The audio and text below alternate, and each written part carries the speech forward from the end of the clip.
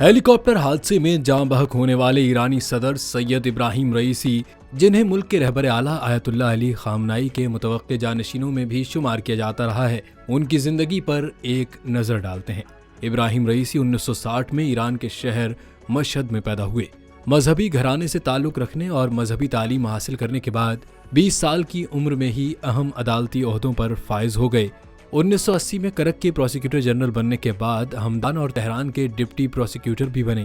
1988 میں death committee کے نام سے مشہور ٹریبیونل کا حصہ بھی بنے، جس نے ملک بھر میں بے شمار سیاسی قیدیوں کو سزائے موت سنائی۔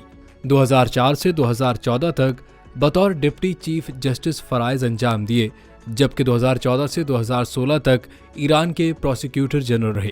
2017 میں صدر حسن روحانی سے صدارتی انتخاب ہار گئے، لیکن دوسری مرتبہ 2021 میں وہ 62.9% ووٹوں سے ایران کے 8ویں صدر منتخب ہوئے۔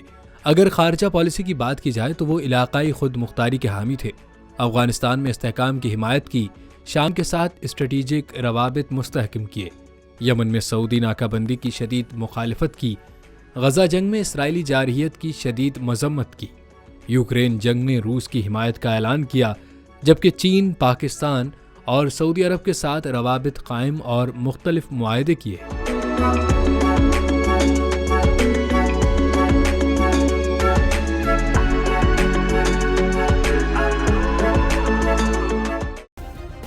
سبسکرائب کریں اور بیل دبائیں تاکہ کوئی خبر رہ نہ جائے۔